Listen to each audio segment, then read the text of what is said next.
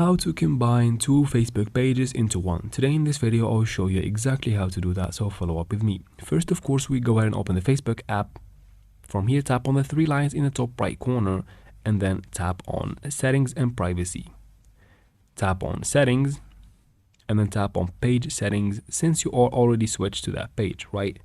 Now from here, scroll down till you find the new page experience and you should find a button that says merge pages right here. If you can't find it like me, quit and go to your browser. Now in the search area or the search box, type in business.facebook.com/pages/merge and go to that website.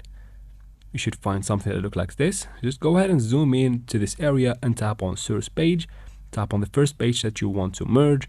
And then in the destination page, tap on the second page after searching for it, just like I'm doing right here. Once you do that, zoom out and then tap on continue in the bottom right here.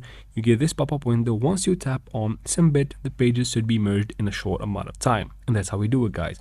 I hope this video was helpful. Please like and comment down below. Don't forget to subscribe for future videos like this one. And thank you very much for watching.